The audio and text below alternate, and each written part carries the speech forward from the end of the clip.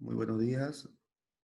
En esta oportunidad vamos a continuar con el contenido, conceptualización y distinción de los procesos psíquicos.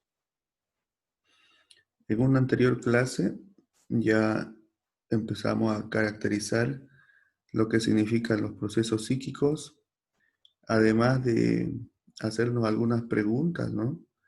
¿Qué fenómenos se producen en nuestra mente? ¿En qué sentido las emociones benefician nuestro cotidiano vivir? ¿Es parte de tu práctica diaria la voluntad? Preguntas que seguramente han ido reflexionando. Y luego hemos empezado a caracterizar y distinguir diferentes conceptos como el alma, también el psiquismo. Y para hoy vamos a continuar con conceptualizando y caracterizando otro concepto que es la mente. ¿Qué se entiende por mente o qué es la mente? Comprende el conjunto de las capacidades intelectuales de una persona, como por ejemplo la percepción, el pensamiento, la conciencia y la memoria. La percepción de cómo nosotros percibimos y captamos la realidad que se nos presenta a diario. Cómo expresamos nuestros pensamientos, aquello que se produce y se organiza en nuestra mente. El cómo tomamos conciencia de las acciones que realizamos. El cómo guardamos y procesamos información en nuestra mente, ¿no? En eso se centra cuando estamos hablando de la mente. Pero también la mente es sinónimo de designio, pensamiento, propósito, voluntad. Cuando decimos, por ejemplo, Matías tenía su mente puesta en un nuevo proyecto. La mente puesta, es decir, confiaba en ese propuesto, en ese proyecto. En ese sentido, la mente se convierte, ¿no?, en un propósito, una voluntad también. Además, la mente es lo que nos permite tener conciencia subjetiva. Pero hay que diferenciar, ¿no? Porque no es lo mismo mente que cerebro. La mente es estudiado por disciplinas como la psicología y la psiquiatría, pero el cerebro es abordado o estudiado desde la biología. Es decir, la mente toma en cuenta nuestras conductas, nuestros comportamientos, de cómo nos manifestamos. Ese es el aspecto de la psicología y la psiquiatría. Pero desde el punto de vista de la biología, simplemente estudiamos el cerebro desde el punto de vista de qué partes tiene el cerebro, cuál es su funcionalidad, con quiénes se conecta y todo lo demás, ¿no? Eso es cuando estamos hablando de mente. Pero también muchas veces hablamos de mente abierta y mente cerrada. Yo creo que han escuchado hablar sobre esto. Y cuando hablamos de mente abierta, nos estamos refiriendo, ¿no?, cuando una persona tiene interés por aprender y experimentar cosas nuevas. Y eso es lo que tenemos que practicar. Ahí es cuando nos vamos a dar cuenta que nos falta mucho por aprender, mucho por experimentar. Y eso nos va a permitir prepararnos, estudiar, leer. Pero hay personas que se les considera también que tienen mente cerrada o se consideran con mente cerrada. Es cuando no les interesa por conocer o experimentar cosas nuevas. Se conforman con la que ya saben. Hasta expresan, no, ¿para qué más? No quieren escuchar, se encierran en ellos mismos. Pero también hemos escuchado esta frase, ¿no? Mente sana, cuerpo sano. ¿Y qué significa esto? Hace referencia a la necesidad de cuidar por igual la salud del cuerpo y la de la mente. ¿Sí? Quiere decir que nuestro cuerpo, cuando cuidamos nuestro cuerpo, haciendo ejercicio, alimentándonos, también estamos haciéndolo la parte mental. Si mentalmente tenemos capacidades de responsabilidad, de compromiso, entonces eso también hace que nuestro cuerpo sea parte de ello. Entonces es importante este aspecto que nosotros podamos comprender. Pero ahora hablemos también sobre la conciencia. ¿Y qué es la conciencia? Es el acto psíquico mediante el cual una persona se percibe a sí mismo en el mundo, se conoce a sí mismo, se caracteriza a sí mismo, conoce sus potencialidades y sus debilidades. Además, se trata del conocimiento reflexivo de las cosas y de las actividades mentales que solo es accesible para el propio sujeto. Es decir, a nuestra conciencia solo podemos acceder nosotros mismos. Otros no pueden conocer lo que está pasando en nuestra conciencia, pero sí nosotros nos podemos dar cuenta. Nosotros podemos darnos cuenta si estamos haciéndolo conscientemente o no. Los otros no, porque no pueden acceder a nuestra mente. Porque desde afuera no pueden conocerse los detalles de lo consciente.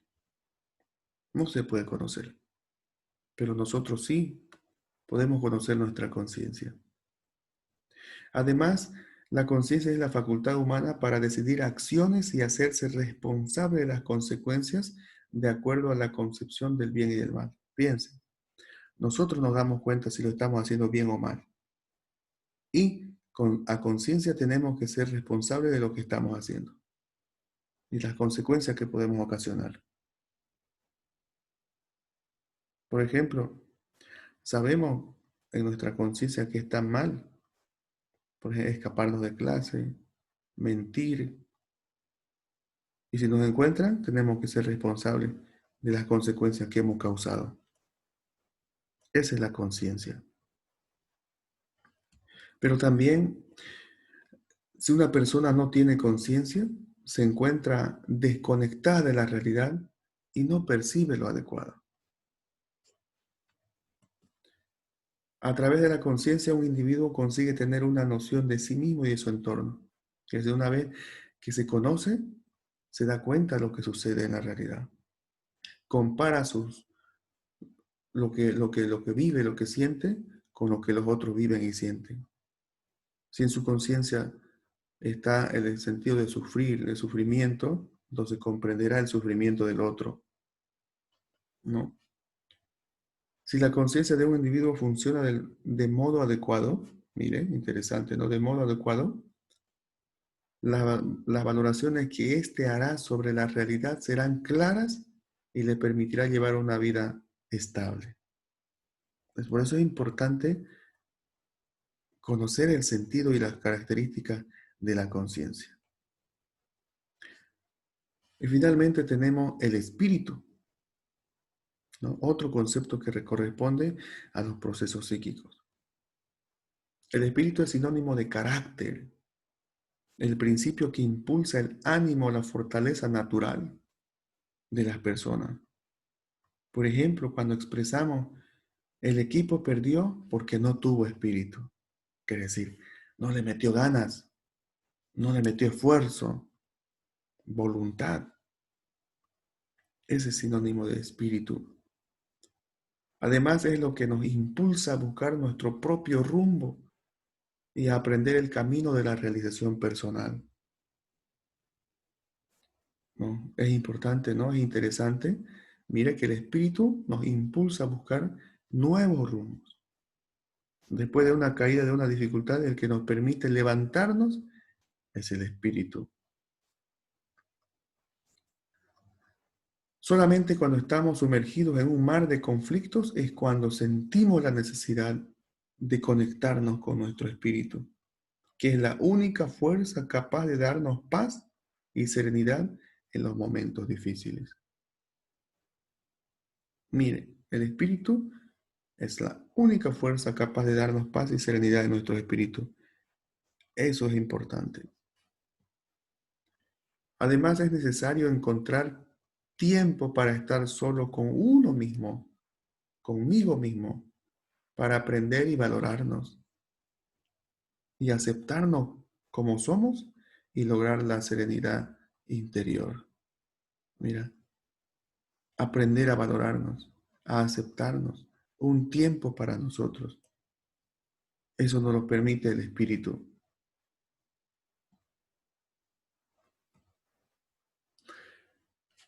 Además, ¿no? Ese contacto con nuestra interioridad nos hará más creativos, nos permitirá dejar de lado la influencia externa y aprender a enfrentar los problemas desde una perspectiva más amplia. El encontrarnos a nosotros mismos, el buscarnos a nosotros mismos, el valorarnos, el aceptarnos, nos hará más creativos y aprenderemos a enfrentar los problemas.